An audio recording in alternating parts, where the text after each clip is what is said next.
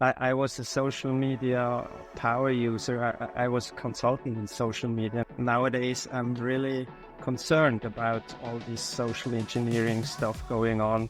All right, everybody. Welcome to Into the Cyberstate. This is the premier public broadcast of Galactica Network, which is the ultimate private identity stack for Web3. We are a decentralized layer 1 blockchain where my girlfriend sneezes by accident, but that's fine, where we reverse the parasitic business practices of the corporate-owned internet and return control of your data and its value from big tech companies back to you. Frankly, every version of a decentralized identity that we've been exposed to kind of sucks, so we're here to fix that. You kind of have this identity trilemma that we're trying to fix. You've got to have privacy and security, you've got to have reputation and data points, and you've got to have scalability for your identities. If your identity solution doesn't have that, it just doesn't really count as a self-owned identity in our eyes. So we are trying to solve that for you. When you solve that identity trilemma, your users have true identity, data ownership, and that means you hold your data safely and securely, and you can sell the value of that data without giving away the data itself. So your value becomes your own again. It's awesome. We love it, and that's what we're building. Right, guys, this is going to be a really cool show. Obviously, we've had quite a lot of news come in. We've actually just had the CPI reports from the US, as well as some cool stuff from the FOMC meeting. I'm sure we can update ourselves with HOSS on that one. Looking forward to that. And we've got Apple's stuff, which is, oh my gosh, we got a lot to talk about. My handle is citizen42.gala within the cyberstate. You can call me Dave. Just very quick disclaimer. It's very important to remember that myself and any team members, including HOSS on the panel, we are your guides to navigating the cyberstate. We are not your financial advisors. Our guest opinions are their own and nothing in this space constitutes financial or investment advice. Welcome to the show, everyone. We have some cool guests with us, but first we're going to go to my man, CosmosHOSS. How have you been doing this week, buddy? Doing well, man. Been on like the conference circuit a little bit. Was at Consensus in Texas, and then almost straight through to New York City for DevMost, which was really good. It was basically it was a conference for developers. Like I felt like I got a computer science degree while I was there for the 2-day event, but it was very awesome. It was cool to see. I actually need to go over some of it. Maybe it would be better for the next call we have, but there was a good portion of it about ZKs and different privacy solutions for things, and like the pros and cons of each particular thing, and like the negative about what a ZK can and can't do, and it was pretty cool. I wish all of it absorbed, but it was nonstop. It was like a 6-7 hour day of just straight computer science. So it was a lot for me to retain, but man, it was awesome. I loved the direction. I unfortunately didn't get to see what the news was about the interest rate and all that and whatever was going on, but it seems like it's good because some of the tokens seem like they're ripping, so usually that's more confidence in what the United States put out there. But anyhow, glad to be here. Let's get it going. Hell yes, man. Hell yes. It's kind of more of the same. I'll discuss it later, but it's just an interesting topic. Okay, so we also have some epic, like absolute space legends with us today. Obviously, you guys are all more than aware of A-Star.Gala by now. Frederick, he's one of the tech developers at Galactica, and he is developing some of the incredible zero knowledge systems, FHE, all sorts of fun stuff for you. Welcome to the stage, Frederick. What's up, bud? Hi, everyone. Thanks for the invite. I'm happy to be here. And if you have any technical questions, I'm one of the developers. My kind of areas of expertise are the zero knowledge proofs we have, the wallet infrastructure, and also the smart contracts. But I'm happy to answer or try to answer all the questions you have. Also looking forward to the topic of the call. Oh yes, and Frederick is just essentially a legendary human being. So his inputs are always greatly valued. Right, let's go through the stage, everyone. Get everyone a bit of a welcome going here.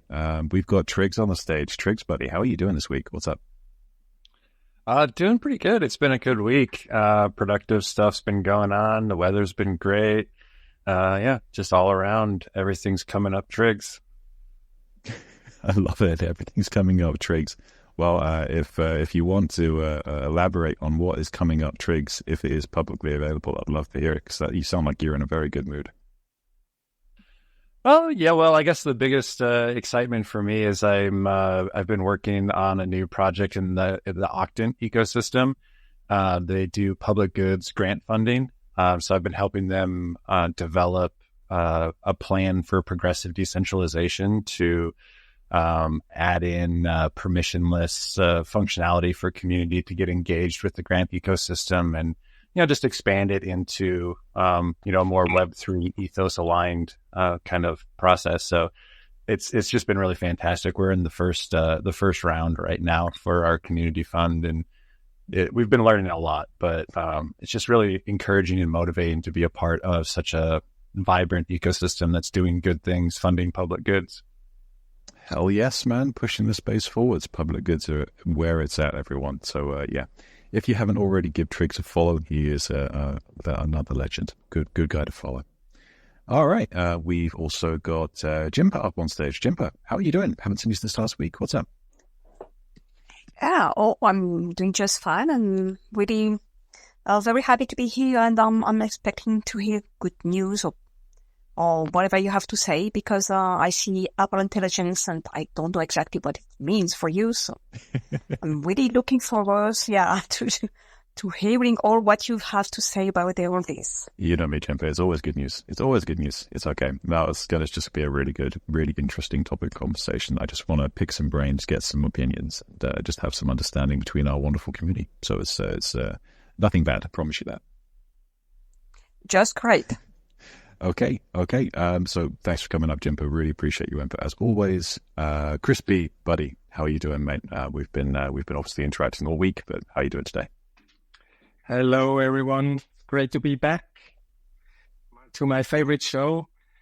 I'm one of the Sentinels, which is a link between the community and the team, and I really love this job.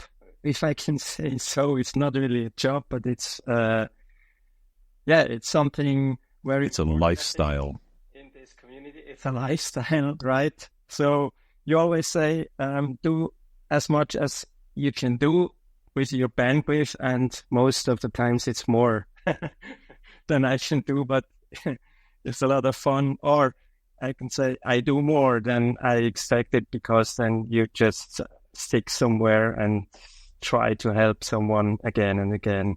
Yeah, it's nice to be here, and I'm really looking forward to today's discussions. Yes, man. Yes, me too. Chris B, absolute amazing guy. Always brings a positivity. Give that man a follow. Give everyone on the stage a follow. I don't need to tell you all that. Just give everyone on the speaker panel a follow. And if you have time, follow each other in the listener panel too. It can only do good.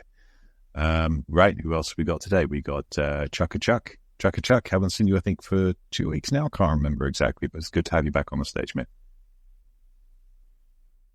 The strong silent type. I love it. We'll come back to you if you want to give an introduction. Eric74, how are you doing today, buddy?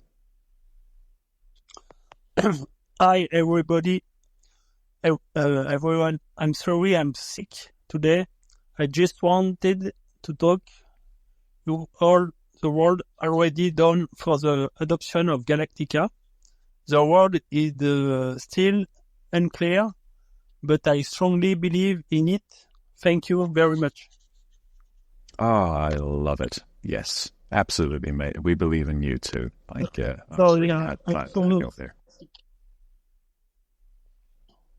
Go on, Eric. Sorry, I think I spoke over you by accident. If you want to continue, please do. No, it's okay. I'm so sick. I'm sorry to hear you're sick, man. I really am. Please get better. If we can get some, oh my goodness, get some some crying faces and some hearts in the chat, please, for Eric74. Make him feel better, please. It will make him feel better. Tower, how are you doing, buddy? Tower's another one of our Sentinels, another epic person. How you doing, babe? Good evening. Yeah, not too bad. I mean, I saw the Apple Intelligence announcement like a few days ago with WWDC. And yeah, I'm just looking forward to the discussion regarding that. I think I'll be quite curious what everyone's thought would be with the whole privacy and security concerns, with the implication of both Apple Intelligence And I think what they said, it was private cloud compute for anything that's, or any queries that come through. Supposedly so, yeah. Yeah, and I think We'll get into especially with the whole third-party partnership with OpenAI/ChatGPT. But yeah, looking forward to that discussion. Absolutely. Me too. I think we also have Pierre in 1964. Welcome to the stage, Pierre. How are you doing today?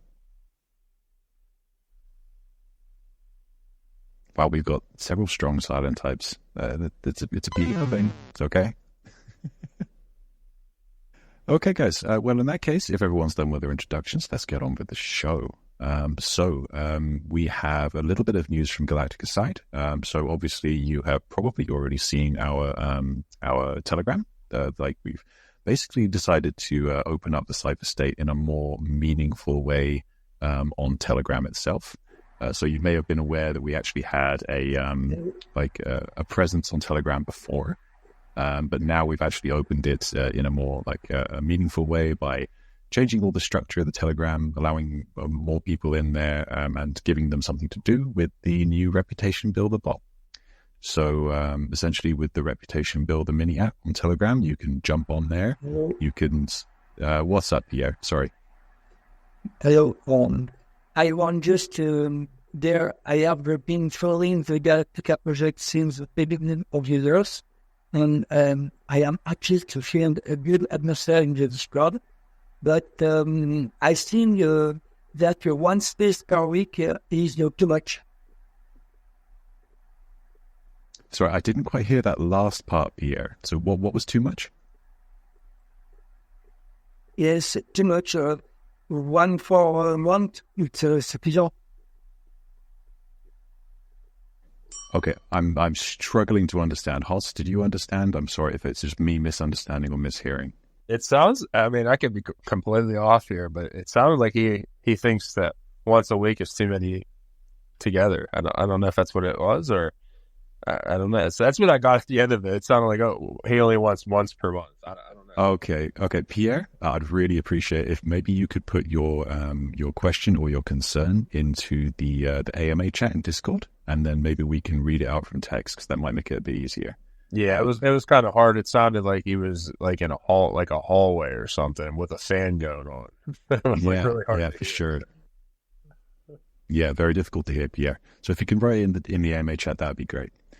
For now, guys, like I say, if you want to get involved with the cyberstate in a brand new way, jump over to Telegram. You can obviously you can hit up a conversation with the Reputation Builder bot. All the links are within the Telegram channel.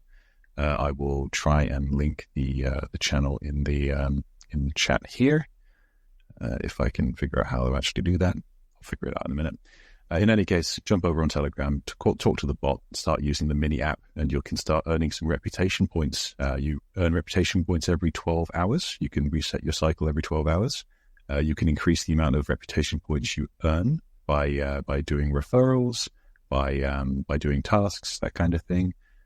So just increase the amount of points you earn every 12 hours as much as you can, and then hit that big red button on the first page, and you'll start your 12-hour cycle. You can come back in you can do it at breakfast, do it in the dinner time, and you'll earn the maximum amount of points you can. Those points will eventually become part of your reputation in mainnet, in the cyberstate and mainnet. So that's really going to be an interesting integration. There is no official reputation function that will decide how those points are used in relation to the cyberstate just yet. That's intentional, because we're actually kind of in a bit of a testing phase with the Reputation Builder bot. We want to see how you guys use it, see how many people use it, a bunch of different variables. For anyone who's not, for anyone who's curious about how that transference will take place, it is not defined yet, but it's not defined with a purpose. So I really hope to get to see you guys in Telegram. I'm a big Telegram user myself. I use Discord and Telegram about the same, but I really like Telegram as a platform. And we're not in any way diminishing the role of Discord in the cyberstate. Just so you're aware, we're just adding a brand new way to enter the cyberstate in a very meaningful way. Okay, so that's Telegram. Make sure you jump on there, see if you can get involved with the Reputation Builder.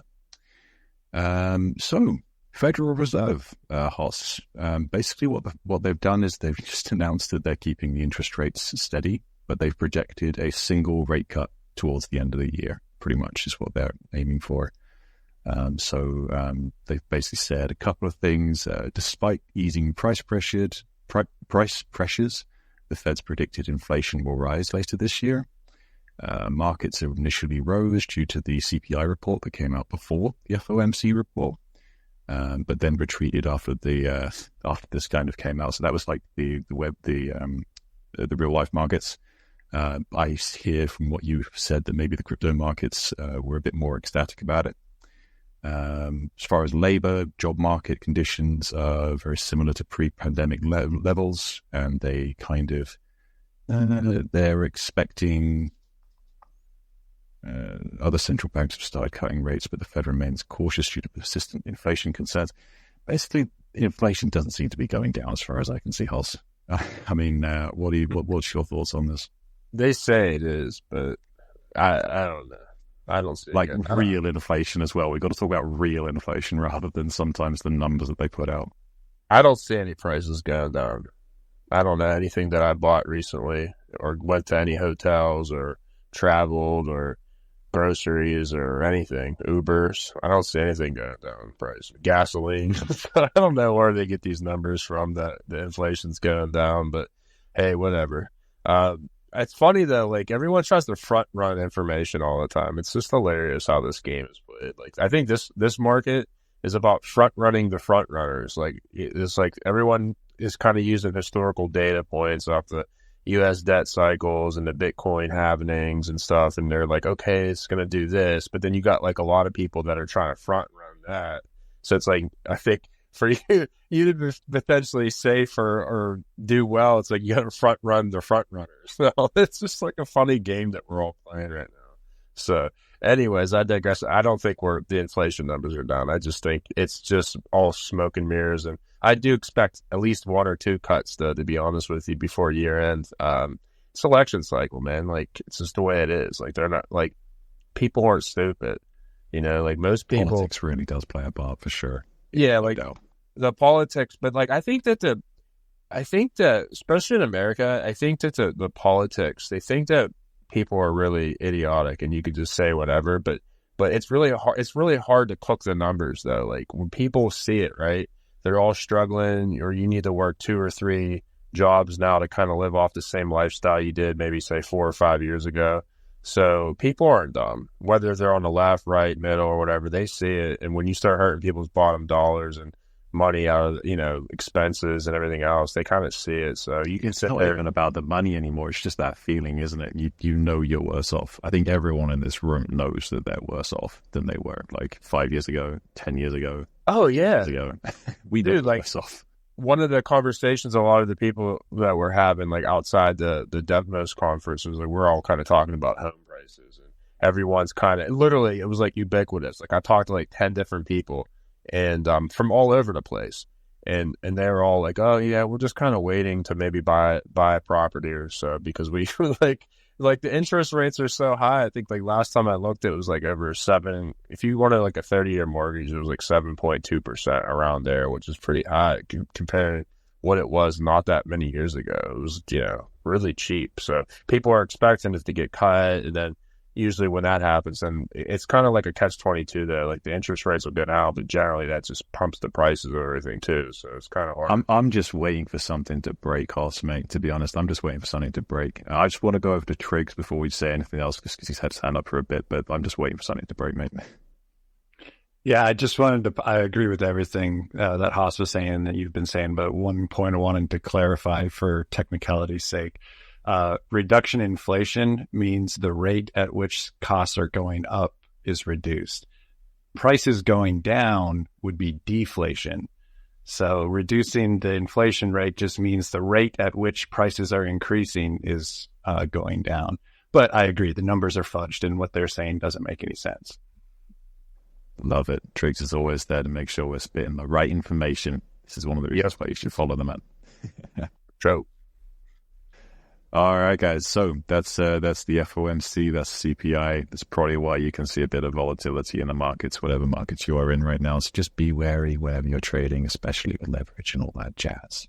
And please don't be miserable all the time. It's so One of the things that I realized that was kind of annoying was when I was at the event, it wasn't live, like the live stream of what teams were saying. So like, unless you were literally in the building, you didn't get to understand what they're talking about. So some people would post pictures of slides, like, they would have like, it was almost like you were in school, man. It was just like presentations and surveys and all kind of stuff. And then they were just talking about different technical jargon and things that they're working on or complexities or why they're doing what they're doing. And they can't just like collaborate with another team based off of, different hardware or whatever it might have been.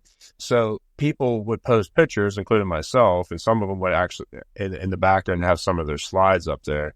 And people are just like running with it and making all these assumptions and assertions and saying all this stuff. And I'm just like, God, man, it's crazy. Like, no one even knows what these people are talking about. But yet they're just sitting here blasted on like, oh, you're not trying to be collaborative with this other team that's kind of doing something similar or whatever. It's just like, I don't know, man. Crypto Twitter can be wild at times. It generally is, it's only when the markets are like going down or whatever, everyone seems so aggressive and they're like saying stuff. But when it's the other way around, like one of the common things I always see in Cosmos is everyone blames Osmo for price going down because like, oh, Osmo. But then when it goes up, no one's like, oh, well, it's because of Osmo. It's just so funny, man, how people act in this space. But anyway, fickle. People are fickle, strange, wonderful, amazing, unique humans, and very, very odd. Very fun too. So let's jump on, guys. Let's talk about AI. Let's talk about big data. Let's talk about sovereignty. So I wanted to kind of start off this little discussion. Firstly, just for context, everyone, Apple held their Worldwide Developers Conference like this week, beginning of this week, something like that, where they introduced Apple Intelligence. Of course, Apple had to go and brand artificial intelligence. That's kind of the kind of stuff that they do. So we'll ignore that. We'll gloss over that part. Apple Intelligence is what we're talking about here, not artificial intelligence. Okay, just remember, it's Apple's invention. So what's gone on? They basically shifted their focus. Like last year, they wouldn't mention AI at all. They were just letting everyone else develop. Same thing they always do. Let everyone else do all the hard work, and then they come in and refine. And they come up with a user experience that is just most of the time, even as an Android fanboy, like Apple does UX better. I'll admit it.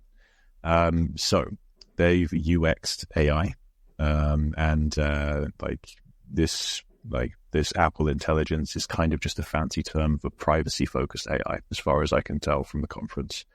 So their goal is to introduce AI features in the same way that a lot of Android handsets and a lot of other platforms have introduced AI, but with a high focus on privacy. So they've also partnered with OpenAI, which is very like a big, obvious open partnership.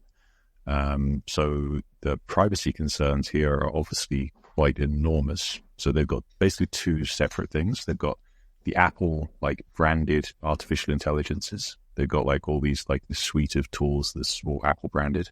But then they've got these integrations with OpenAI, which can be opted into.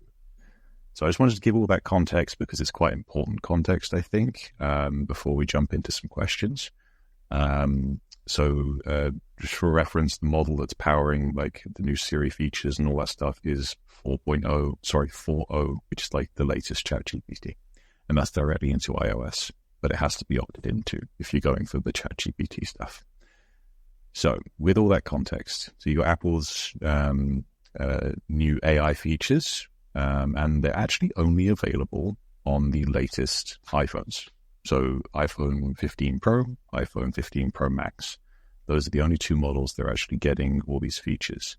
And then any Mac OS system, which has got Apple Silicon in it, so M1 or above. So it's kind of left a lot of people, I think myself included, a bit unsure as to the level of access that people are going to have to these features and whether it's going to create disparity. So I'm just going to come straight out with the question so I don't end up rambling because I've got a lot to say on this, but I want to let everyone else speak. So what do you guys think of Apple's decision to restrict AI features only to its latest devices first? And I think love it or hate it, AI is like a massive level up for augmenting human ability. And if we restrict the good stuff behind a really high paywall, are we in danger of quickly segregating augmented and unaugmented humanity? I would love to get some opinions. It's a pretty deep question right there. That's the goal, man. That's what I do. I thought, actually, it's funny. I didn't do it on purpose because I didn't realize what the conversation was going to be about today. But I watched about an hour. I never watched television or literally never watched television. But I watched about an hour or so of Apple's newest updates. They have a little thing that they always do, show you what they're going to come out with. And I got a bit and piece of their AI stuff, and I think they got a lot of negative backlash. But it seemed for me, and this is a little bit off topic, but not, that you can opt in or opt out if you want to even use any of that stuff. So if people are well, they're taking your privacy and they're sharing it with open AI. I don't like that at all. I don't want them getting that information. But it did seem if you did opt into it, you can create essentially an environment that's specifically catered to you, on all kind of different things, including your images. I thought what was pretty badass was you can take your an image and your whole entire library of photos, and it'll amplify it for you, make it look better. And also, you'll be able to kind of just talk to it and locate photos instead of oh yeah.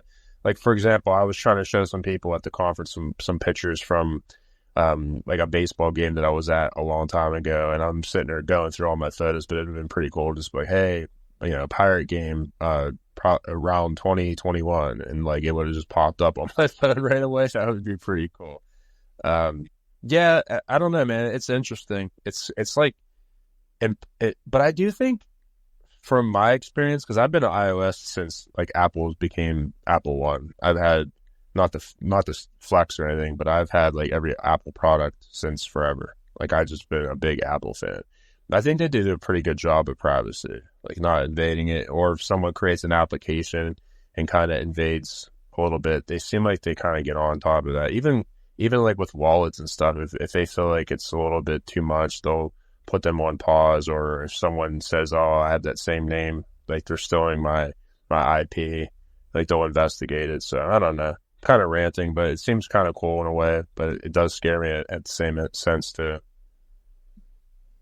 Yeah, I mean, they've got a good narrative on privacy going for sure. I've got some concerns over, I said, the Google, the freaking Google leaks that we had before, in which Google said one thing and then just technically speaking, in the actual technical underpinnings of things, just completely did the opposite. So you just know that big companies can just flip.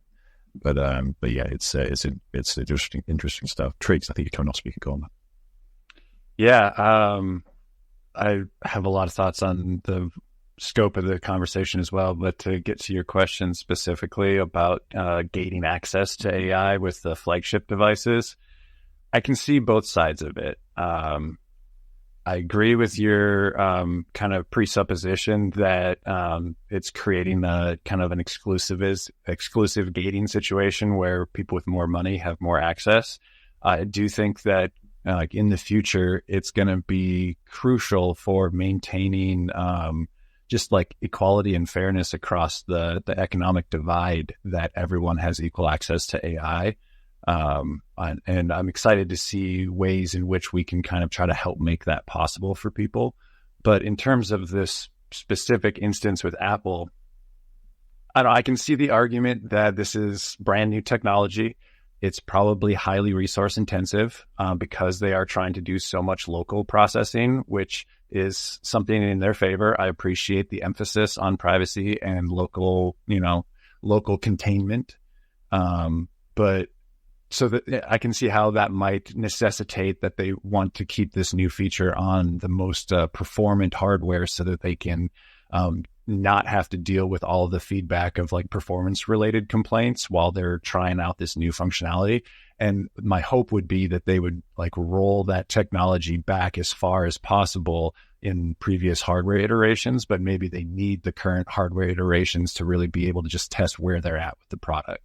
So I'll throw them a bone for that, but I definitely agree with your fear that, we're going down this like plutocratic kind of path where those who have resources get more functionality. Yeah, I mean, I'll just put a tiny little bit of context as to why I asked that question, and that is that, I've talked to people who are not tech savvy quite recently, and the non-tech savvy people are becoming, like, just to my mind, who is someone who uses AI frequently and extensively, just less informed in general. It feels like an almost different conversation that you're having with them after you've augmented yourself with AI and all the massively like increased learning abilities that you have with AI. It's like it's an actual almost like a feeling in yourself where you like, okay, this is a different. You're expanding yourself at a different rate to other people now. It really is that kind of feeling. Hots, you had your hand up first. Yeah, I got to catch that part. That they are doing that because of the hardware requirements, because they even got into like gaming part of it too, and they were just like kind of going through the hardware and explaining why it needs to be, on their newest devices. Because I even know with mine, I think I have like a 14, and my previous phone, even doing like a Twitter space would get so hot. Like my phone would be burning up, but now like this one is way better, and I could have like multiple apps running. And this isn't even the brand, like the newest of the newest ones.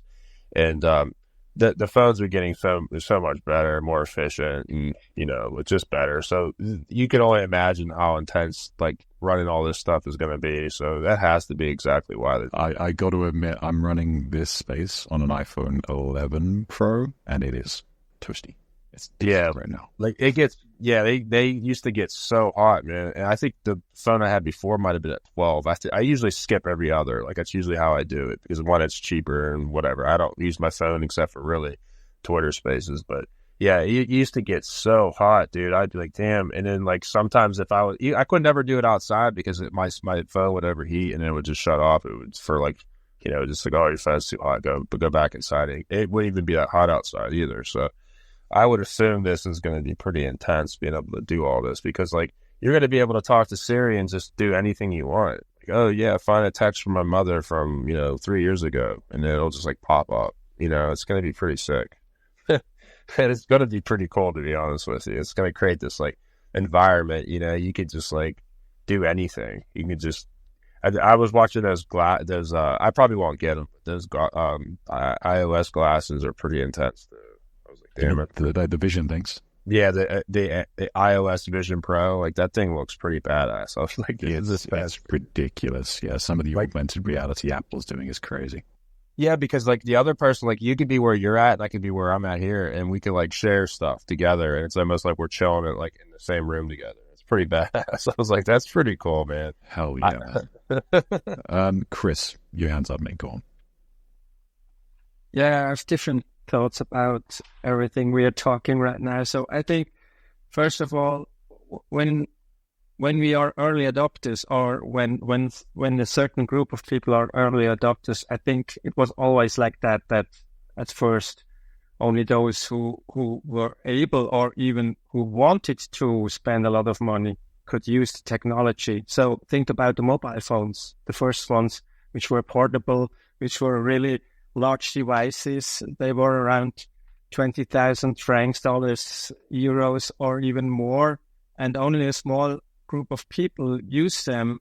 But I think we also need them it's kind of proof of concept, if it's really useful, and maybe also because of the large numbers they need in production to even get to that point that it's affordable to most of the people. The other thing, I also think that with the devices, it somehow makes sense that they need a lot of work to do, that it works. And I can understand from that side or point of view that we need newer devices. So my phone would be too old as well. And then I had another thought, which I just forgot. So maybe I come back with that one. No worries, man. No worries at all. I do it all the time. Triggs, may go on. Yeah.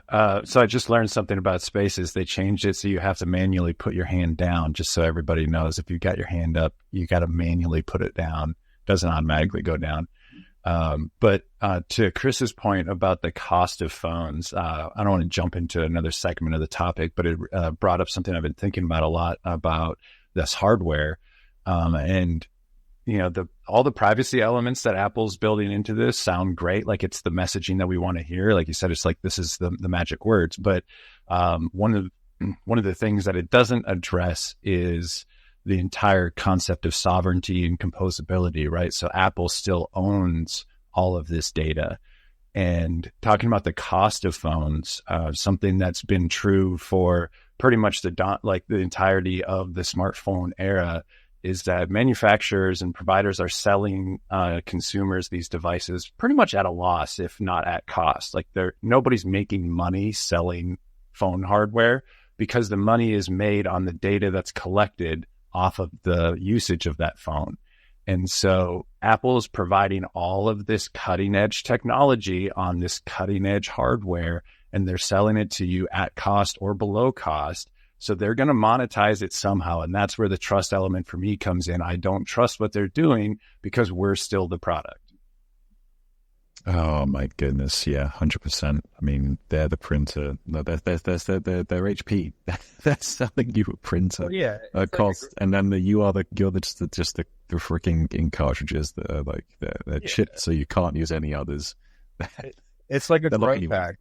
It's like a growth hack. They just get the devices. And like, I think, if I were making a wallet, like a crypto wallet, this would be my strategy too. It would be like, get your wallet out to as many users as possible and eat the cost, but then like try to have features within the wallet that you can maybe upsell services or so. And then you get the game. It's like, why was Fortnite free? Like Fortnite shouldn't have made any money in theory, right? Like you don't need, like anyone that's ever played Fortnite, you can play it for free. You don't have to spend $1 on it, but everyone always buys shit. They always buy skins. They buy the season packs. They buy whatever, and they make billions of dollars off of it. And so almost like Apple's model's the same way, because it's like, okay, if everyone has Apple, then we can control the App Store, and everyone that does this and it has whatever, we get fees from it. And yeah, that's kind of their thing. And then obviously they could probably use your data too, but like it's more, in my opinion, not to defend Apple. It's probably more so get it out there to everyone, and then, you know, all these different developers build these games, and we get a piece of the action every single time there's any transaction on any of the games. And it's like, it's just a winning formula. I don't even know what Apple's worth. It's got to be worth at least $3 or $4 trillion by now. And it's not even like if you think about it, most people outside of like the really developed countries probably don't even have Apple, but that just shows you how much money is in Apple.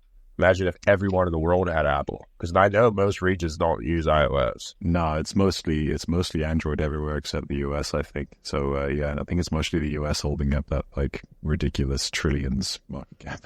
But they're fresh, dude. I don't think I'd ever go from iOS. Like I just like, I've had it my entire life, and I've had other phones too. And it's just like, they're always real chic, dude. Like that. They just, well, like I said, mate, like I'm an Android fanboy. Like I love the ability to customize. Like I love that. I kind of hate the amount of data that leaks out of Androids, but like I love the amount of customization you get out of them. But I will admit freely that Apple just does UX better. Like straight up, the user experience is just better on Apple on almost everything. And they're finally doing the newest update. I think it comes out in September, but they're finally doing, like, you can customize everything. Your apps, you can move them around in different colors. Like it's gonna be sick. It's like they finally did it, because that was the only issue I had too. Is like you could never customize stuff, and you couldn't. You know, there's so many things that they were lacking on with the customizability, but now that's not even going to be a thing anymore. And it's not almost. When I was watching it, they were showing all their features. It's literally Telegram. It's like that's what their phone is going to be now. It's Telegram. Yeah. I kind of made that link too. I just want to jump on Frederick, because I haven't actually heard you for a bit, and I love getting your opinions, mate. What do you have an opinion on maybe like on any kind of potential human divide between augmented and like artificially augmented and unaugmented humans? Okay. So in this regard, I think augmenting human behavior capabilities with AI is really a very powerful tool that I think brings a lot of benefit, and potentially much more benefits than risks. But regarding this Apple intelligence topic in specific, I'm a bit skeptical because this is similar to you. I'm also more an Android user, and especially I favor the Linux ecosystem with the open source culture, where I also see some parallels to how I like blockchain's ecosystem with all the permissionlessness and the verifiability, so that I can check what's going on and I don't have to trust Apple to do this local containment of all the data processing they're doing in some closed source. So for me, as an outsider who's not familiar with the Apple ecosystem, I have to raise some eyebrows. But to be honest, I think that the kind of integration that Apple can offer with all the ecosystem they can bring together, and how deeply they can integrate their AI models, I think is quite powerful. And I think, that this also simplifies a lot of usability for people who are maybe not so tech savvy as we are. They can just talk to the AI model to modify their phone settings. And this is probably a really important feature for them. But on the other hand, also has the risks associated with it. So, I think it's really interesting, the topic, but I'm not so sure in which direction we'll go in the future. I don't think anyone is, mate. I really don't think. If anyone actually told me that they had 100% confidence in that their knowledge that they knew where AI was going to take humanity, I would be very skeptical indeed. Chris, I'll go to you, and then we're going to switch over to a second question. Yeah, I think what really is the advantage of Apple is the usability, like Fred just said, because Apple stated that they already use like 200 different AI models somehow in the background, so the user even don't know that those are all like AI models running, and this is an advantage, but also like it's a little bit scary, right? Because we don't know what's really going on. On the other hand, it's easy to use. We use those features in our everyday life, and it simplifies our life. And when we think now that they will be able to combine all these models through different apps, and they can combine, like when I have a request, and they can take data from one app to the other and link it together, that I get a really good answer. But that sounds appealing, right? So, yeah. It's such a massive divide between the benefits and the costs on this one. Like, it's absolutely crazy. Like the benefits are so enormous and the costs are so huge. They are in parity. I just kind of wanted to get some more opinions. Firstly, I'm just going to remind everyone, thank you for coming and listening to the space. You're listening to Into the Cyber State. This is the premier public broadcasting Galactica network. If you're enjoying what you're hearing, if you think we're providing some value to you, please jump down into the bottom of the space, give us a like and a retweet on the space, or a comment. We'd love to read the comments. It's always good fun. I know that I've had a couple in there saying that they're busy with the reputation builder bot right now, and that's completely fine by me. I'm okay with that. Just make sure you come back to the space. So yeah, enjoy yourselves. The question, guys, I would love to kind of ask is on this subject. It basically, since like we've had this explosion of artificial intelligence in like the last couple of years, it feels like, right? Like we know like artificial intelligence itself with all these learning models, they've been in development for a decade or more. but it seems like the last 2 years in which they've really come to the forefront publicly. In that time, since if we say 2022, has everyone, for everyone on the stage or in the listeners, do you feel like you are paying more attention to where your data is going when you're just in your general internet interactions? And have your concerns translated to more interest in Web3 and its guaranteed sovereignty, that kind of thing? Go on, Hans. I would say before AI, because I feel like I was one of the latter people to start adopting it and using it. But once I started to use it, I don't know, man. I don't want to say I didn't care as much, but I was a little bit more lackadaisical. I was like, whatever. This shit is so convenient. Because I used to, I write a lot and blog a lot and talk a lot, and I start to use it more. I don't use it for them to just create ideas for me. All I usually use it for is more grammatical, or maybe I feel like something's a little dry, and I'll throw what I put in there and just say improve, and it'll improve it a little bit. And I think, and obviously it's taking that data, maybe I wrote something, about whatever. Now they know what I've been thinking about or talking about, or you know what I mean? So it's I guess in a sense, I don't necessarily care as much because it has made my life so much easier, more time efficient. Sometimes I throw it in there for some ideas too. And it helps, keep the ideas flowing, So I don't know, man, because obviously they're taking all your data that you're throwing in there. It's like training it. So I guess it is what it is. I don't know how to explain it. It's but no, I know exactly the feeling. I genuinely know exactly the feeling. I'm on the team of Galactica. We are trying to build ultimate privacy or ultimate sovereignty, but I'm still using AI tools that literally hoover up all your data, but I'm just being very careful about what data I put in there and from where.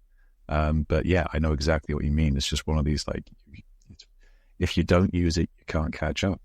That's the kind of feeling, right? It's almost the same FOMO you get with some crypto coins. Tricks, mate, go on. Yeah, I would say, I don't know, I'm kind of one of the weirdos probably that's been on this, which I'm sure you'll relate to, but for the majority of the population that think that, we're weirdos, I've been obsessed with data sovereignty since before anybody was talking about AI. I honestly wasn't even thinking about AI when I was originally starting to get concerned about data sovereignty. AI to me just was the final nail in the coffin of big data for me. It just drove home so hard how important it is for us to build the ability for individuals to retain their sovereignty. And it transformed the narrative that I follow in my personal life, because I, for the most part, just really never talked to people about why I wasn't on social media. I mean, I was on Facebook before it was public, and when I was in college, it was just coming out. And I remember we got our college whitelisted into the Facebook ecosystem or whatever. So I was in it, pretty much from the beginning. But it only took a couple of years for me to get really disillusioned with it, and it honestly turned me off to the majority of social media. Reddit was probably about the only platform that I continued to use for quite a while, but I was anonymous on Reddit and pretty specific about maintaining that anonymity.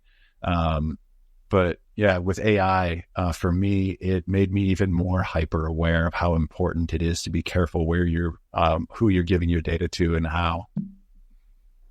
100%, man. 100%. I've always been one of those people who just uses a VPN for everything, just uses every single tool available to me to at least obfuscate myself.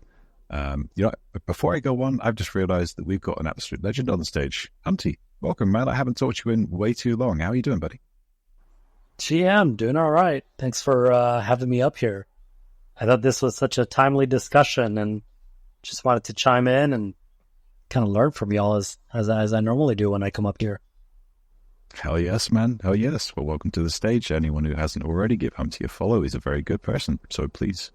So yeah, I mean, I feel like on the data sovereignty front, I feel like if you don't own your data right now, if you're not at least working towards understanding data sovereignty, then you're going to be in the losing team. I really do. I think you're going to end up mixed up with all the oncoming artificial identities that are going to be just becoming more and more advanced over time. I think you're going to be almost indistinguishable from those people. I think you need to be able to distinguish yourself and own everything about yourself, your identity, your data, your reputation, everything about yourself should be owned. Yeah, what I've been doing recently is I started to clone myself, and then I just upload my data directly into my clones. So I'm kind of front running AI and just putting myself out there and all my personalities in the world. So yeah, I think that's the best way to do it, and I would highly recommend everybody do it too. Just gonna win on numbers against AI. I love it. I love the confidence for sure. Okay, that's awesome. So right, maybe we need to go on to the ethical questions, I guess. Let's just have a little look here because I've got a bunch of information here. So if we're emphasizing privacy and we're emphasizing security in our AI offerings, as Apple is doing, promising that the data processing will respect your privacy end to end. So Apple's claim is that their server-based AI services none of the data will be viewable even by Apple. Now, I kind of just want to know, do you know of any other companies that are making that claim? And do you actually trust that claim? From any centralized entity, do you trust that claim? Go on, Adi. Yeah, hopefully everybody figured that was a joke. Try to lighten the mood. Yeah, what's I find interesting is this Apple Android debate or iOS Android debate. One of the reasons why I've used Apple now for the last, 3 to 5 years, because I was an Android user, pretty heavy Android power user for years, is because of the assumed privacy, offering that they put forward. I think you don't have to look very far to kind of see that Apple has always promoted themselves as a privacy-first company. And it makes sense, right? You have all these devices out in the wild with a lot of capabilities, right? Not just for being present with us everywhere, if you own a watch, for instance, or a phone, but also for processing data. Phones are supercomputers in our pocket, and that's not to kind of even start talking about the actual computers and all of the things that we write and store in these devices. So there's a lot of data that, if not in the right hands, could be devastating to an individual and I think to humanity at large. So when I heard that, Apple was getting into the AI game in the way that they were, because it's expected nowadays that everyone's going to be in the AI game. There's just, I think, just like we've talked about crypto being synonymous to financial systems in the future, I think the same can be said about AI, when it comes to computing. It's just going to be synonymous, just like the internet is now for everyone around the world, at least for most people around the world. So I balked a little bit because first of all, I want to learn more, right? Because I don't want to make assumptions about how they're going to be processing, storing, and protecting my data. But I balked because there's this assumption or presumption of protection and safety that suddenly isn't as sure as it once was. Those are my initial thoughts. I'm curious if anybody else thought the same. Yeah, honestly, I pretty much completely agree. I'm just I feel like I'm being lambasted by the digital world right now. I feel like it's It's just becoming like computers are just getting smarter. It's as simple as that. Artificial intelligence is just a natural progression. Computers are just getting smarter as they always do. It's just becoming slightly more exponential with artificial intelligence and the obvious upcoming fun thing of quantum computing. So that's going to be awesome. But in any case, I don't know, it's scary. Chris, what's your thoughts, man? Yeah, I agree. It's scary. And on the other hand, it's interesting. I don't know why, but Apple for me was always the company I had most trust in it, in this area. I don't know why. So I use those devices since almost 20 years now. And when they came up with this privacy thing and also with this internet relay that they hide your IP address and you can have those relay email addresses. I don't use it, but they were the first who really were offering it for free. And I kind of trusted them. Yeah, I have to admit. So I have a Sonos at home and you could use Alexa and I didn't switch that on because I didn't trust them. I don't trust Google that much anymore since many years. And I was a social media power user. I was a consultant in social media and I was, nowadays I'm really concerned about all this social engineering stuff going on. And yeah, it's ambivalent. I don't know. Somehow I try to get more privacy. I try to use tools nowadays which hide my hide tracking, whatever. I use Brave browser and so on. And on the other hand, we still have those devices which simplifies our lives. So I really don't know actually what to think. 100%, man. And let's not forget, like there are like you say, there are so many advantages to using this stuff. Like this is why I've been using the term augmented humanity. It's really that big. It does really change the game, especially on like the education front. Like you can learn anything. Like I would say 5 times as fast. I can learn topics that would have taken me like a certain amount of time. I can learn them 5 times as fast now that AI exists. It's absolutely crazy. I want to go to Triggs, and then I kind of actually want to touch on a point that Chris B just made as a last question. Go on, Triggs. Yeah, I was thinking about. I've been Android user. I mean, I'm not a heavy Linux user, but I'm a big fan of open source software from like the ethos kind of standpoint. And that was kind of how you entered into this question, was like from the ethical perspective. And I think that's one of the most powerful, impressive things that Apple has accomplished is they have established trust. So many people have commented how they trust Apple. And I think that's really powerful. I think that's actually the moat that Apple has built that's unique from all the other big kind of corporate entities. They've established more trust with their user base than others. And I think they probably have accomplished that through pushing the right narratives, right? Like you said, that they've been more privacy focused than other groups for a longer period of time. But I thought it was also really interesting, Humpty's point of how them continuing to push the envelope of privacy from a corporate perspective actually draws more attention to how little privacy you had previously. So that was a really interesting perspective to hear.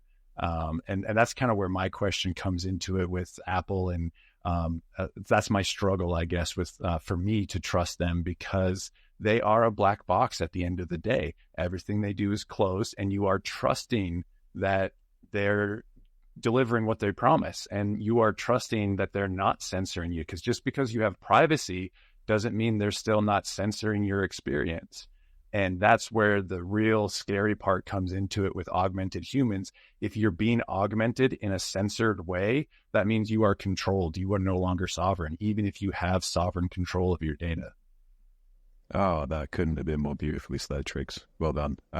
Yeah, I mean, my goodness. So if you don't have like you don't want to be controlled by these people. You really don't. It doesn't matter. Like if it's a centralized entity, in my book, this is exactly the same as you, Triggs. exactly where my issues arise is the centralization. So you've got a centralized point of control, same as you've got on X here. Like X is a very a freedom-centric app. It's got a very strong freedom-centric narrative, but that could all just go away at the just on a whim of either a small group of people or one person. It's in the case of Apple, it will probably be several people, but like it is impressive though. It is very impressive just how much trust that Apple has maintained as even the largest company in the world.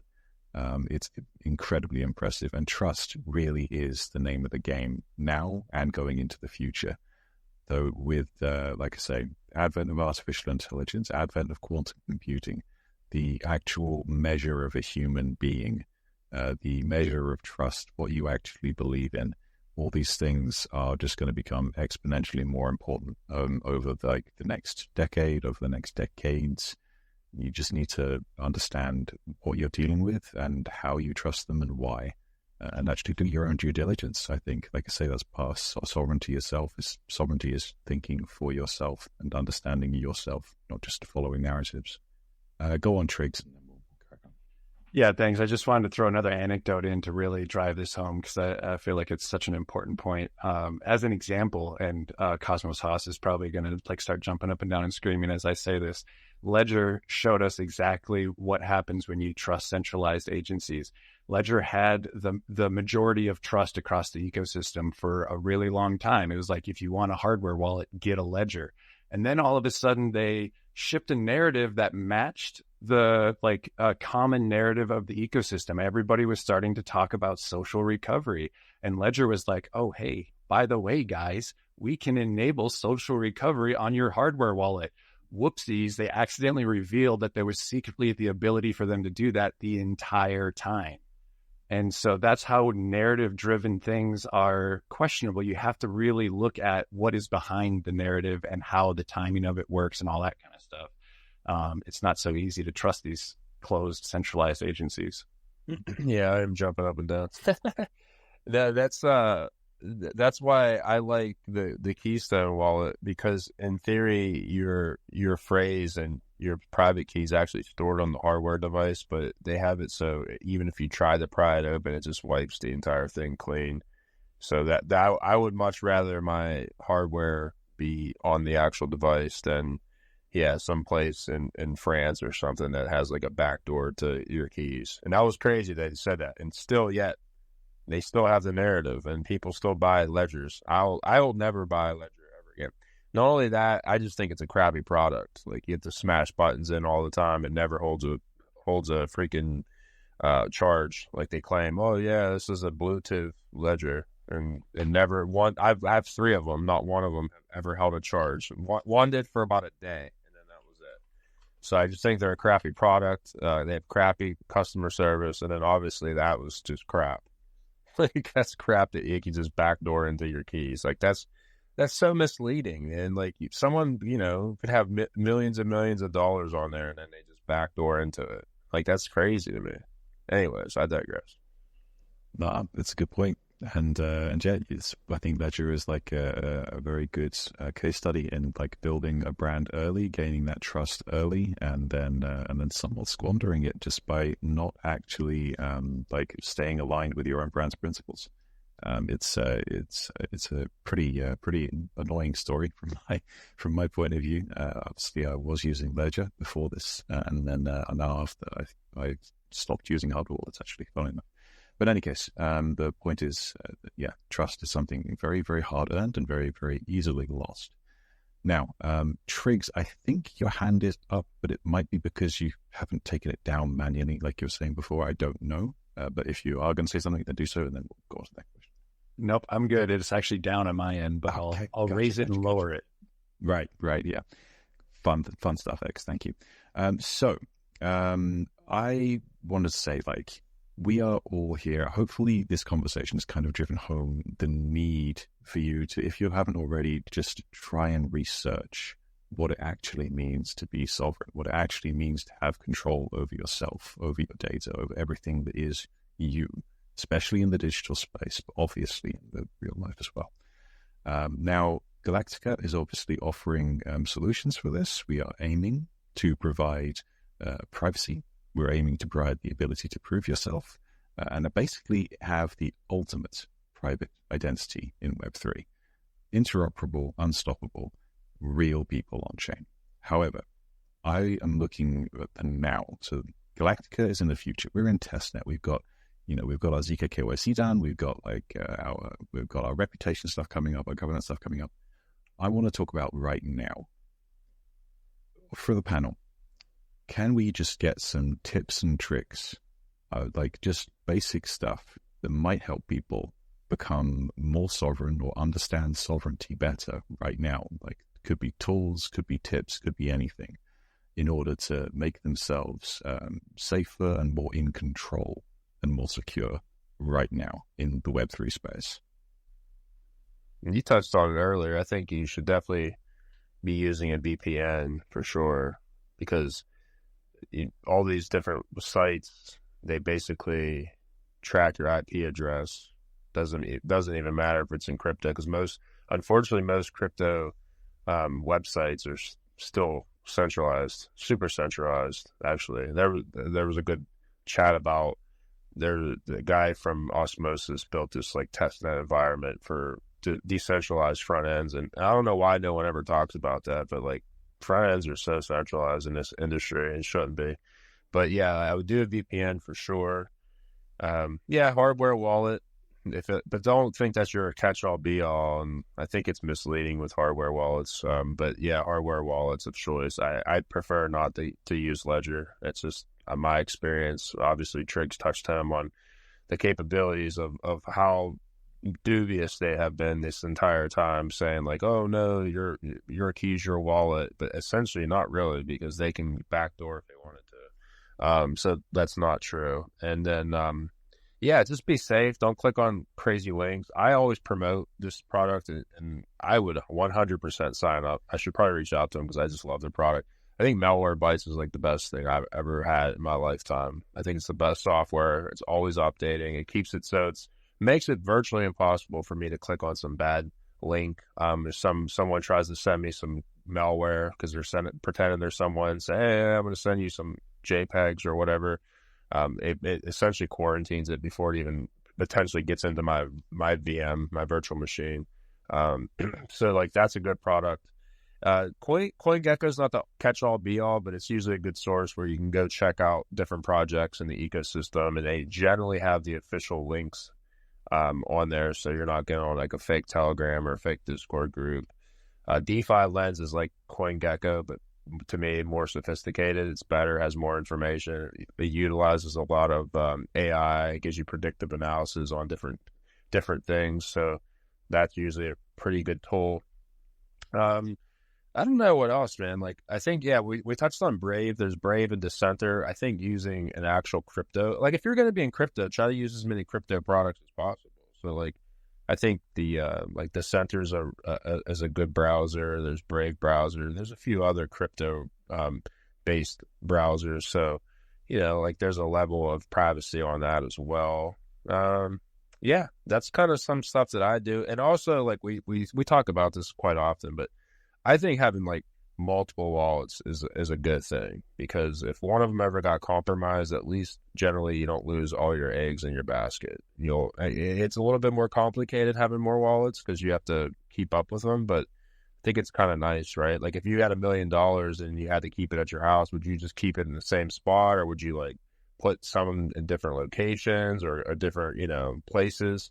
So if someone came in and took all your stuff, at least all of it's not in your home. I kind of think of the same premise with like your wallets, just maybe have multiple, maybe create a wallet specifically for NFTs or something. You're like, okay, well, these are just NFT ones, and transfer it to another wallet and just use one for minting NFTs on random places or so. That would probably be a good strategy, because it's just like Solana. Like if you're like a Solana person, it's so cheap to interact. Just create another wallet. So like if your wallet ever got compromised, it doesn't matter because all the other stuff is on a wallet that's not compromised. So that's just some things I would suggest off the top of my head. I love that. I love that. Yeah, I mean, like from the sovereignty perspective, I actually really like the using multiple wallets for sure. It just decreases the ability for anyone to turn you off, which is always nice.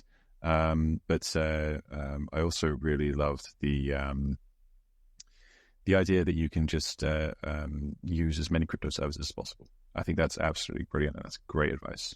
So obviously, you got to do your own research first on all these crypto services. There are far more than one of each of these services. But practice what you preach, essentially. Like if you want to be free, use services that like enable that freedom. You've got if you want to be free, don't put all your assets on centralized exchanges. You know, if use them minimally, use them if you have to use a centralized exchange, use them as an off ramp or an on ramp, or with minimal funds, whatever it is. Because we've already learned, guys, there's been too many FTX incidents, way too many of them for there to be any question as to whether you can actually trust centralized entities. It just doesn't make sense to. So just consider it. Yeah, to add to that, like another thing too, and this is one of the reasons I never got burned by any of it in my journey. But, you know, like all these centralized entities that would offer kind of like a banking solution, you know, oh yeah, like what is there? There's been so many, Celsius and all these other ones. The reason I never used them is like, dude, like why did I even get in crypto in the first place, right? Like I got in it because I essentially just don't trust centralized entities to make the right decisions. And I got out of the, wanted to get my money, essentially a lot of my income out of banks, because I just got tired of like how they acted. They're pompous. They fractionalize banking. They do stupid shit. They always get bailed out. I can't stand them. They ask me a bunch of questions when I want to take my money out of their account. It's my money. Don't ask me questions. So it was like, I got into this space. Why would I give it to some human for like an extra % or 2 of yield? Like it seemed like there's too much like risk for the small reward, right? So like that was my whole premise. And it wasn't because I was like, oh, I think FTX and I think Celsius and all these other idiots are going to like take my money and do all this crazy leverage and stuff. But I also knew that was a possibility. So why not just like go on, I know you need to learn a little bit, but go on, decentralized DEXs and borrowing lending platforms, or hell, just leave my shit in my wallet, staking it or whatever. Cause it's like, I know what I'm signing up for in that scenario, as opposed to like, oh yeah, let me just like buy some Bitcoin and then give it to this jerk here, and then they just take it and they lend it out and they do whatever they're gonna do with it. And, for anyone listening, if that happened to you, I really, sorry that happened to you. I thought the writing was on the wall. I was telling people all the time. I remember when I was at Permissionless a couple of years ago, and that what's the dude's name from Celsius? He was there. Do you guys know his name off by heart? Cool.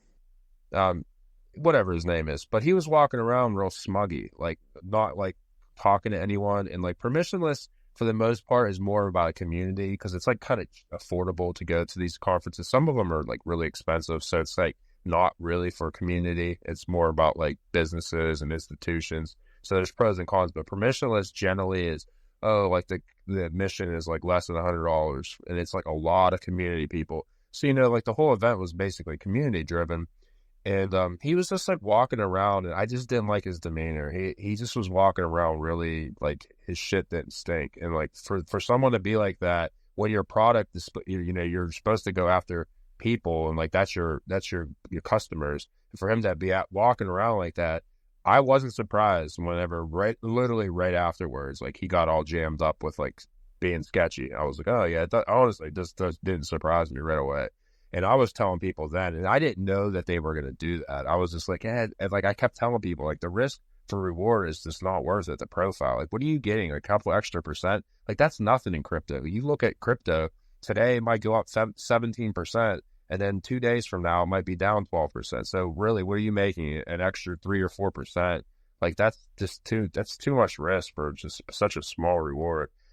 So yeah, like get your stuff off of there. You just try to use all the crypto stuff. Like, what's the point of being in this industry? I know you want to make money, but like, if that's your case, like, still get off that shit. I think Coinbase is good actors. Like, they're they're regulatory, you know, they're in compliance and all this other stuff. So I think, you know, I still wouldn't put all my eggs into Coinbase, but I feel personally comfortable, you know, if I have some stable coins, I think they offer like 5.15%. Like, I don't mind like farming some 5.15% on there, you know, while it's sitting there. It's better than my bank account. I would rather honestly have my USDC in there than a bank, believe it or not, like, because what's the bank doing? Like, it's just the kind of, if you think about the banks and like what they're doing, like, explain to me how that's not a Ponzi. I don't want to think about that, to be honest. It's like a Ponzi. Like, how is that not a Ponzi? There's no difference. Like, I if I put 10K in there and tell them I want it out 4 minutes later, they're like, no. Like, how's that not a Ponzi? It's my money. Like, give me my money. Nah, it is. It is. On that, I will just say, guys, if it's not your keys, it's not your crypto. If it's not your bank vault, then it's not your USD. You know, if you're giving your money away to someone for custody purposes, it's in their custody. It's no longer yours. You cannot actually like fully expect to get that money back. It's that's the mindset that I have with everything. I know it's quite harsh with some things, and you know, a lot of these companies, just like Apple, they've built up an awful lot of trust over many, many, many years. However, like at the end of the day, the only person in this world that you can trust is number one, is you. So just take that into account in all your dealings. And like, you are here in this room for a reason. You're here in this room listening to us ramble on for a reason, because you are interested in freedom. You are interested in sovereignty. You are interested in advancing human freedoms and rights rather than going backwards and offering basically your entire life and its worth to other people to go and grab the value off of. Yeah, just consider why you're here, and then do your own research and investigate like crypto use cases that may well be useful and may well increase your ability to be free, to have that knowledge and that safety within your mind that no, you know what, no one can actually come along and turn off my money right now. No one can do that. Like, it's in my crypto wallet. I've got it safe. I'm using all the security measures that I want to use, and my money is safe. It's under my control. I'm the only person who can like turn off my money is me. And the goal is, guys, in the future with Galactica and other protocols like it, is to do that to basically your digital identity. So no one can turn you off. You become a censorship resistant, unstoppable human being. That's the end goal. Right. I honestly, Triggs, your hand is still up on both of my phones. Are you sure your hand isn't up? It actually isn't up, but I do have some thoughts I could throw in real quick while you guys were talking and some things bounced around. It is up on mine, just so you know, too. It's kind of funny, but I figured it was the bug. But go ahead. Yeah, that's crazy. Yeah, it's really tricky because I appreciate everything you guys are saying about like use crypto services, but the line between a crypto service, I'm using the scare quotes, and centralized agency is sometimes really hard to determine. And, you know, this is where the education comes into play. We all have an obligation to improve the education so people can understand. Because I always feel like saying, and this isn't at all like directed towards anything that anybody said here, but telling people do your own research is kind of a cop-out. Because if you don't know what and how to research, then how are you going to be able to do it? You don't know what you don't know. And so we have an obligation to like improve education around what doing your own research actually looks like. For a crazy example, I don't know if anybody was familiar with multi-chain. It was like, I think it was called multi-chain or whatever. It was this crazy story. Look into it. It's absolutely bananas. They need to make a movie about it. But essentially, it was a bridge service that the servers that were running it were housed in China, and there was one human being who had physical access to the building that the servers were in. And the Chinese government arrested him, and it completely locked all of the money that multi-chain had in their entire system. And because the Chinese government arrested one person, you know, single point of failure. Nobody knew that was the case. That information wasn't available anywhere. There was no amount of research would have revealed the fact that one person had physical access to the servers that housed the infrastructure for that Otherwise, it just looked like a crypto service to most people. Most people wouldn't have been like, that's not crypto.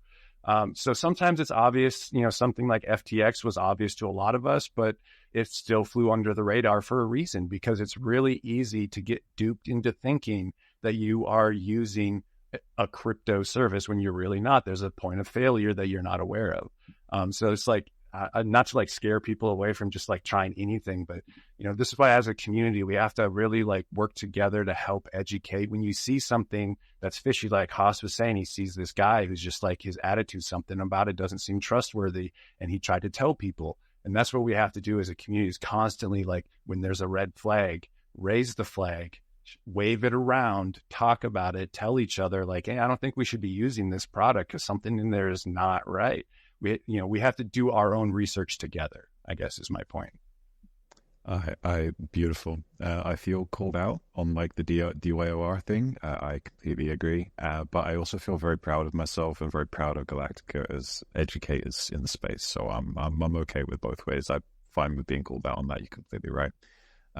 Like say, you really can't do your own research if you have no point of reference. So find, it's, again, it all comes down to trust. Once again, guys, you want to surround yourself especially in this space, you want to surround yourself with people who you actually trust the opinions of.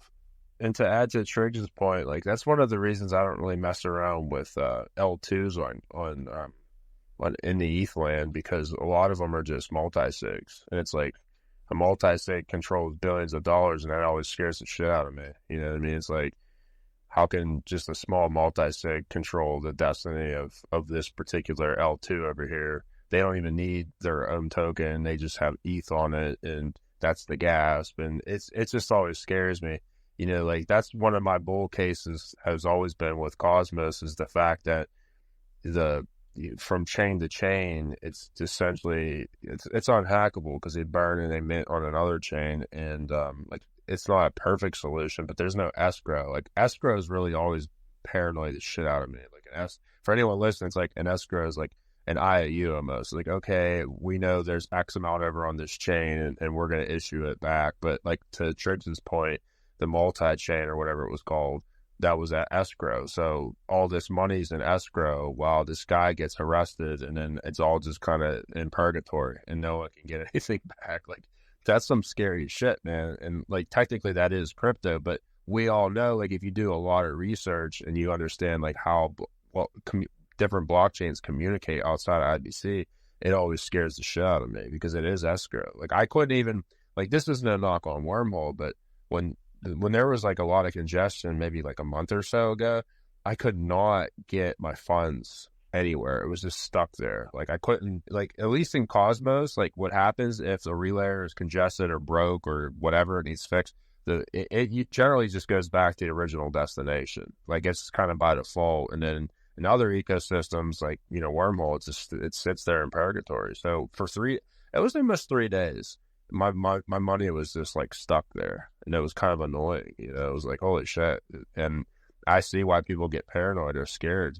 Even like an IBC transaction doesn't work initially or something, people get freaked out. It's like, well, you're cool. Like, this is the way it works, and there's no person in there that can like take your money or anything. But like other ecosystems outside there, those escrows, in theory, they could. And you look, I don't know how many billions of dollars, but let's just throw a rough number out there. I feel pretty comfortable saying about $7 billion or so, or close to, has probably just been eviscerated because of these escrows. And technically that's crypto, but there's that central point of failure. So yeah, do your own research. And I'm not negating anyone out there that you like to go do things on L2s and saying like you're an idiot for doing that. But like, me personally, I don't feel safe having funds on, like, a decent amount of funds on any L2. That's just me, though. Completely fair points, guys. I absolutely love that this space tends to be educative. I really enjoy the fact that like our listeners like gain value from everything that we say up here, and I'm very proud of it. Now, speaking of which, guys, thank you very much for listening to the show today. I'd really like you to, if you could, give us just a moment of your time, give us a like and a retweet on the space. It will boost us in the algorithm. It gets the information to more people. We've actually put this up on YouTube as well, with like timestamps and everything, so you can actually go back to the parts that you actually care about, rather than listening to the whole thing again. We try and make sure that like the education is accessible. So if you can give us a like and a retweet, that would be absolutely awesome. The last thing I actually want to do before we sign off is just jump over to A-Star once again, Frederick from our from Galactica's tech team. I don't know if maybe you want to give us a little bit of a one of your awesome like little tech updates of what's going on Galactica. Anything that you think is publicly accessible, I would love to hear it, mate. It would be really cool to just hear what's going on behind the scenes. Yeah, sure. So from my point of view, there are two large things ongoing. One is the integration testing of the new features that we have. So before we announce them in a big way, we want to make sure they are working properly. And the other one is that we are doing a lot of design work on how the reputation system should work, trying to tick as many boxes as we can with the features we want to have, and still be efficient and secure. So these are the two main areas where a lot of development is happening right now. That's actually some of my favorite areas. Funny enough, I absolutely love that we are solving some of the scalability issues of having reputation on chain by offloading the computation of reputation from the user to our validators. I absolutely love that. I think it's one of the things that makes everything possible on Galactica, as far as like the social aspect, being able to actually prove yourself, all that stuff. It's just going to be absolutely epic. And Frederick here does absolutely sterling work. He's an amazing person, great human being, even better dev. So give him a follow as well, please, if you can. All right, everyone. Well, this has been an absolutely freaking amazing show. I absolutely love this. Hoss, go on before I carry on. Yeah, I didn't think it kind of goes with our whole narrative here, but did you see recently that you can like things on Twitter now without people knowing what you like, except for the person that actually originated the post? I did not. Yeah, that's right. It's pretty cool. Like, so now you can like stuff and not feel like people are going to know what you like, which is cool. I think that should have been by default. So if you like some stuff, maybe if you're, your political agenda and you're like, I'm not trying to alienate other people, you can actually like it without. Or a complete degenerate. Or you're just like liking people's meme coin degenerate shit. You're like, okay, now I feel comfortable. So like that gives people out there now, you should be liking a lot more stuff now, because the only person that's going to know it is the person that actually put the post out. So I think that's really cool, actually. But go ahead with what you're saying. I just wanted to throw that out there because I thought that was pretty awesome.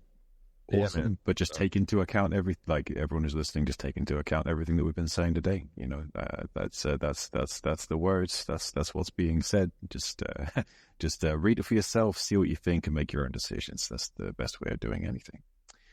Now, we are here to build something special, guys. With Galactica, we're here to build something special, something that helps bring society itself on chain with citizens' freedoms and rights intact, and basically in an entirely new nation that we are calling the Cypher State. So basically, we're trying to build these, give you the ability to have real identity on chain.